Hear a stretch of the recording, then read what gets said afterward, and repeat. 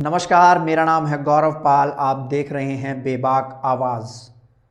देश और प्रदेश में इस समय सबसे बड़ी मुसीबत बना हुआ है बढ़ता हुआ कोरोना। कोरोना के नए वेरिएंट ओमिक्रॉन ने इस समय तबाही मचाई हुई है, जिसकी वजह से लगातार रोजाना कोरोना के मामले बढ़ते जा रहे हैं। इसी के मद्देनज़र उत्तर प्रदेश सरकार ने कुछ कड़े कदम उठाते हुए नाइट कर्फ्यू को फिर से लागू कर दिया है। आगामी 25 दिसंबर से रात को नाइट कर्फ्यू लगाया जाएगा। ये नाइट कर्फ्यू रात्रि में 11 बजे से लेकर सुबह 5 बजे तक जारी रहेगा, क्योंकि इस दौरान 25 दिसंबर से 1 जनवरी तक त्योहारों का माहौल है। 25 तारीख को क्रिसमस है और 1 तारीख में नया साल है। लोग बाग बड़ी संख्या में अपने घरों से बाहर रात को सेलिब्रेट करने के लिए निकलते हैं। ऐसे में खतरा बढ़ जाता है कोरोना के फैलने का। इस वजह से ये कड़े कदम प्रशासन द्वारा, केंद्र सरकार द्वारा, राज्य सरकार द्वारा उठाए गए हैं। पर यहाँ पर एक सबसे बड़ा सवाल ये उठता है कि क्या कोरोना सिर्फ रात ही में आता है?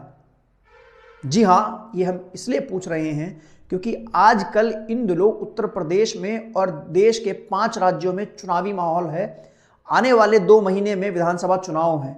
सभी राजनीतिक पार्टियां विधानसभा चुनाव की तैयारी जोर शोर से कर रही हैं।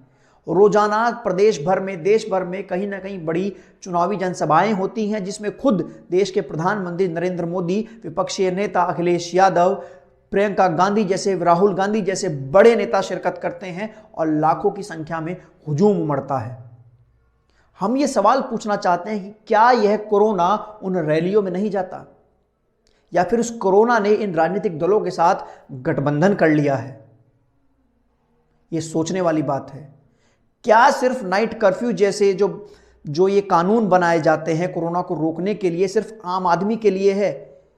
देश में, प्रदेश में हो रही चुनावी जनसभाओं के लिए कोई कानून नहीं, जहां पर लाखों की संख्या में लोग उमड़ते हैं और न जाने कहां कहां से, दूर दूर से लोगों को रैलियों में शामिल होने के लिए लाया जाता है।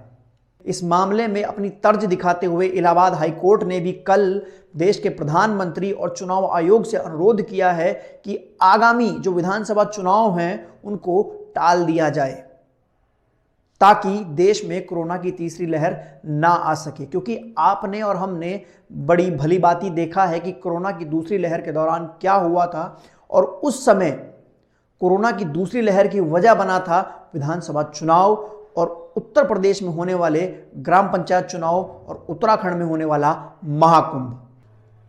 अब ऐसे में जब लोग बाग दोबारा फिर सोशल डिस्टेंसिंग को भूलते हुए चुनावी रैलियों में शिरकत करेंगे तो कैसे रुकेगा कोरोना? ये आपको और हमको सोचना है। देश के प्रधानमंत्री एक तरफ तो दिन में वाराणसी में लाखों लोगों को संबोधित करते हुए एक जनसभा करते हैं, और वहीं शाम को जब वह दिल्ली जाते हैं तो कोरोना को रोकने के लिए, रोकथाम के लिए मीटिंग करते हैं। ये जो 2 पहलू है, ये हमारी समझ में नहीं आ रहे कि दिन में लाखों लोगों की भीड़ को बुलाओ और कोरोना को फैलने दो, और रात में मीटिंग करो, बैठो और कोरोना को रोकने की बात करो। आम आदमी के बारे में कौन सोचेगा? कोरोना बड़ी बुरी तरीके से फैल रहा है। आपको और हमको ये सोचना है कि हम कैसे अपने परिवारों को सुरक्षित रखें, क्योंकि हमारे देश का जो स्वास्थ्य ढांचा है वह इस समय इस हालत में नहीं है कि उससे आदमी की जान बच सके। क्योंकि हमने और आपने ये सब दूसरी लहर और पहली लहर के दौरान भली बात ही देखा है कि कैसे हमारे देश के लोगों को ऑक्सीजन बेड्स के लिए, दवाइयों के लिए और अस्पतालों के लिए दर बदर भटकना पड़ा है। एक एक गांव में से, एक एक मोहल्ले में से रोजाना 15-15 लोगों की मृत्यु हुई है।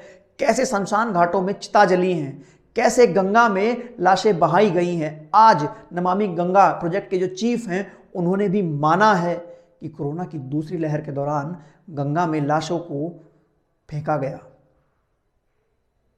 आपको और हमको सोचना है। आपकी और राजनीतिक विचारधारा कोई भी हो, आप किसी भी पार्टी को पसंद करते हो, किसी को भी वोट करें, पर ऐसी भीड़ भाड़ वाली चुनावी जनसभाओं में जाने से बचें और सरकार से बेबाकी से सवाल पूछें कि क्या इन चुनावी रैलियों के लिए कोई कानून नहीं है? क्या इन राजनेताओं के लिए कोई कानून नहीं है? क्या चुनाव देश के आम आदमी की जान से बढ़कर हो गया? दोस्तों, सवाल पूछते रहिए और ऐसे ही हमारे साथ जुड़े रहिए और हमारे चैनल को सब्सक्राइब कीजिए। धन्यवाद। जय हिंद।